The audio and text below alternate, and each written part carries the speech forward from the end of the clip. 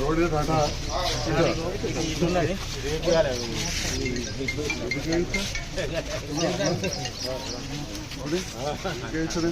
ఏం సంగతి అక్కడ ఆగమా కాకు అనిల్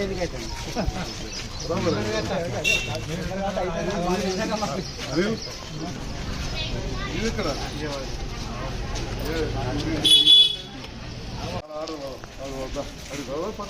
దండ పెట్టుకున్నా బాగున్నారా దండ పెట్టుకున్నా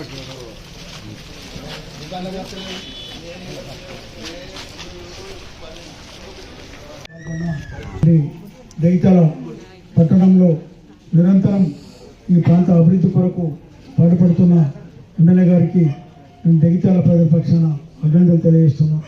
ఎందుకంటే వారు బీఆర్ఎస్ పార్టీకి వెళ్ళి గెలిచి మరి ప్రభుత్వం రాలేదు, మరి అభివృద్ధి జరగాలంటే మరి రేవంత్ రెడ్డి గారికి మద్దతు చేస్తేనే మనకు నిధులు వస్తాయని చెప్పి ఈరోజు ముఖ్యమంత్రి గారికి మద్దతు చేస్తూ ఈ యొక్క 18 నెలల్లో 1,70,00,000 170 కోట్ల రూపాయల నిధులు తీసుకొచ్చిన ఘనత వారికి దక్కింది. అంతేకాకుండా ముఖ్యమంత్రి గారు వారికి ఎప్పుడు వెన్నంటూ ఉండి ఏది అడుగుతూ కూడా అది కాదనుకుంటా పనిచేస్తున్నారు. కాబట్టి మనం కూడా వారికి అండగా ఉండాలి. వారు రేపు ముఖ్యమంత్రి గారు ఎవరిని సూచించినా ఈ ప్రాంతంలో 2 నెలల్లో స్థానిక సంస్థల ఎన్నికలు రాబోతున్నాయి. కాబట్టి మనం సంజయ్ కుమార్ గారికి అండగా ఉంటూ రేవంత్ రెడ్డి గారు కూడా మద్దతు చేస్తూ వాళ్ళు చెప్పిన అభ్యర్థులను మనం గెలిపించినట్టయితే మళ్ళీ మనకు మున్సిపల్ మన ఆధీనంలో ఉంటే ఇలాంటి అభివృద్ధి పనులు చేయగలుగుతాం. కాబట్టి మనం వేరే పార్టీకి ఓటేసి ఓటు వృధా చేసుకుంటే మళ్ళీ గిట్ట కౌన్సిల్ రాకపోతే కష్టమవుతుంది. కాబట్టి ప్రజలు ఆలోచించాలి. ఇక్కడ ప్రభుత్వం ఏది అధికారం ఉందో వాళ్ళని గెలిపించినట్టయితేనే అభివృద్ధి పనులు జరుగుతాయి. కాబట్టి ఆలోచించి రేపు 2 మాసాల్లో జరగబోయే ఈ మున్సిపల్ ఎన్నికల్లో తప్పకుండా సంజయ్ గారు సూచించిన కాంగ్రెస్ పార్టీ అభ్యర్థులందరినీ కూడా గెలిపిద్దాం. మున్సిపల్ మీద మళ్ళీ కాంగ్రెస్ జెండా ఎగరవేద్దాం. మీరు ఆలోచించారు.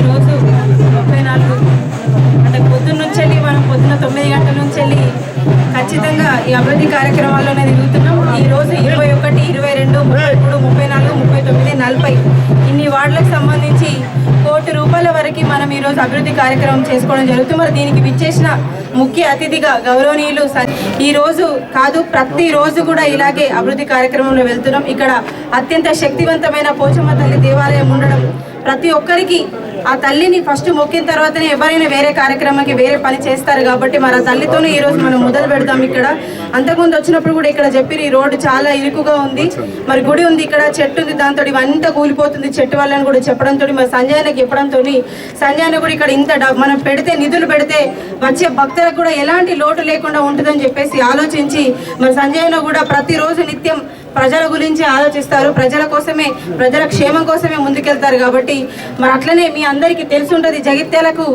ఇప్పుడు మొన్న వచ్చినాయి 50 కోట్ల నిధులు వచ్చినాయి జగిత్యాల పట్టణంకి.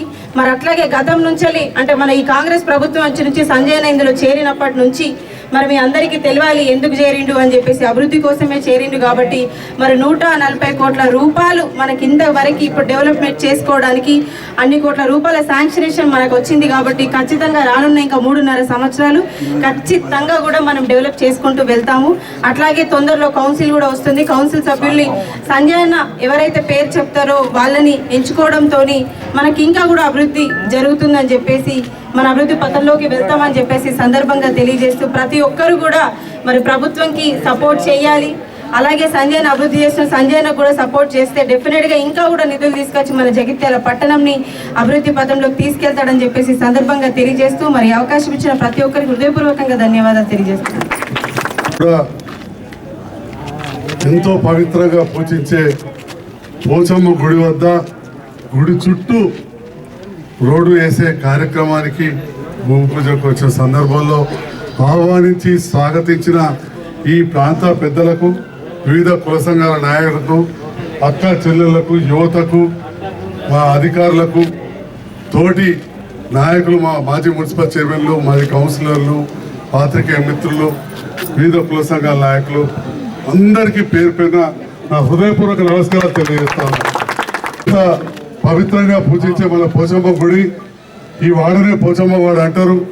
అప్పుడప్పుడు నేను చదువుకున్నప్పుడు మా పాతిల్లాడు ఉంటే ఏడా అంటే పోచమ్మ వాడ చాలా కాడ అని చెప్పి మోదీ చెప్తుంటే అట్లాంటి పోచమ్మ గుడి ప్రాంతాల్లో ఈ అభివృద్ధి కార్యక్రమాలు జరుగుతున్నాయి. గతంలో నాకు వచ్చిన అవకాశంకు అక్కడ చిన్నగా రూమ్కు అవసరం ఉంటే నిధులు కూడా మంజూరు చేయడం జరిగింది.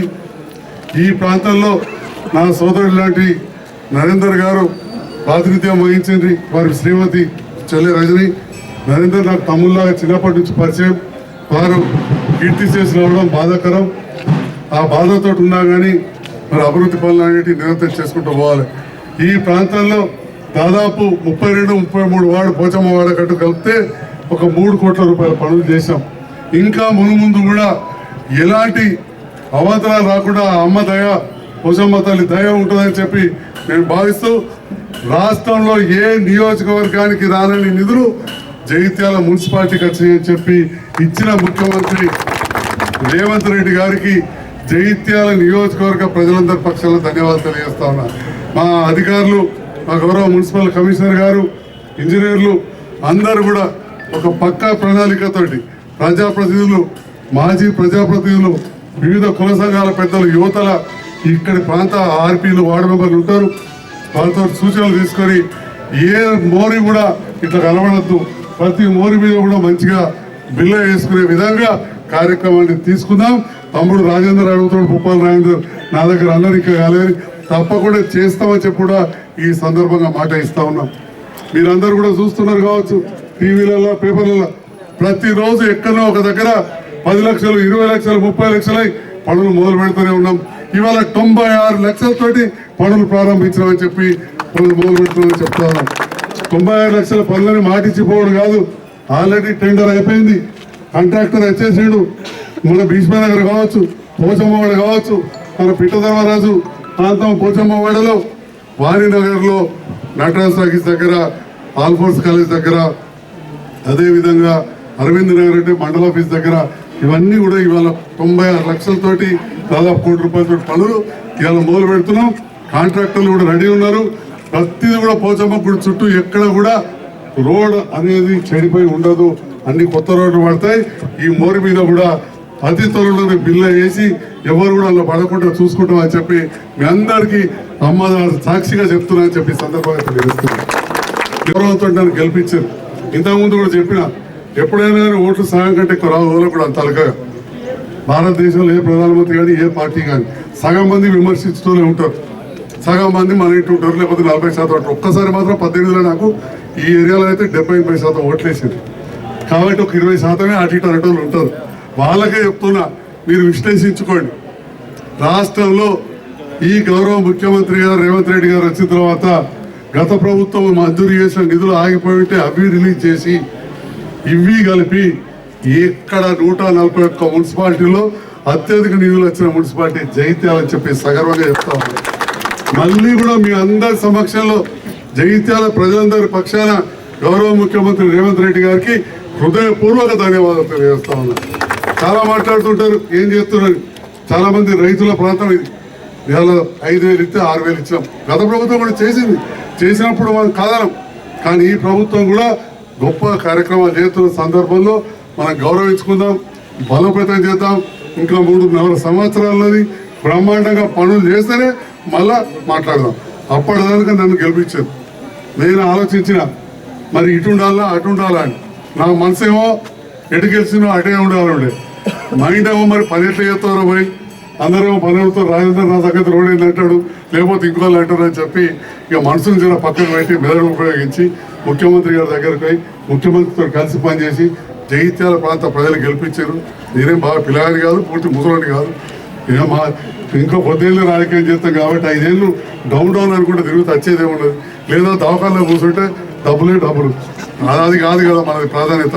ఓట్లేసి గెలిపించారు కాబట్టి మేము ఎలాంటి ఉందాం, డెవలప్ చేద్దామని చెప్పి అంటే అత్యధిక నిధులు ఇచ్చిందని చెప్పి ఈ సందర్భంగా మరొకసారి తెలియజేస్తాం. అత్యధిక నిధులు 141 మున్సిపాలిటీలు ఉంటాయి మనకు. అందులో అత్యధిక నిధులు వచ్చిన మున్సిపాలిటీ జగిత్యాల. నేను రెండవది అనుకున్నా, ఇంతకుముందు లెక్కైతే ఫస్ట్ ముందు వస్తాను. కాబట్టి మీరందరూ కూడా దయచేసి నా వెనక్కి ఉండండి. రేపటి నాడు మున్సిపాలిటీలో కొత్త నా ఇంట ఉండే వాళ్ళని గెలిపేది, నన్ను గెలిపించారు. తోడు కూడా ఇప్పుడు ఎట్లరో అట్లుంటేనే అక్కడ బలం ఉంటే మనం ఇంకా పనులు చేసుకోవచ్చు. ఇక్కడ పారిశుద్ధ విషయంలో బ్రహ్మాండంగా పనిచేస్తున్నారు, కానీ మనం కూడా సహకరించాలి. మా ఆర్పీ గారు చెల్లెమ్మ నువ్వు వార్డ్ ఆఫీసర్ గారు ఇట్లా చెత్త పొడి చెత్త వేరు చెప్పాలి. లేకపోతే ఏమవుతుంది, ఈ 2-3 వాడకట్లు కలిపితే దగ్గర 200 మందికి మనం డబుల్ బెడ్రూమ్లు ఇచ్చాం, ఇంకో 50 మందికి ఇవ్వబోతున్నాం. మరి ఈ చెత్త అంతా పోయి అక్కడ ఎత్తున్నాం నూకపల్లి గుట్టకాడ. రేపటి నాడు వాళ్ళందరూ తిరగబడి రానియకపోతే మన ఆటో ఈ వాడకట్టుకలు కాదు.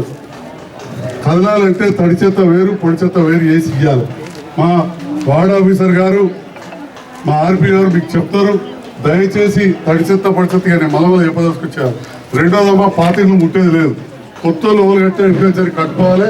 కట్టకపోతే టౌన్ ప్లానింగ్ వాళ్ళకి రాతపూర్వకంగా ఇవ్వాలి. కానీ మీరు కర్రెత్తరు సత్యం ముందరికి తేవాలకు. కానీ రోడ్డు మీదకి వస్తే మాత్రం బరాబరిగా కంప్లైంట్ రాసేయాలి.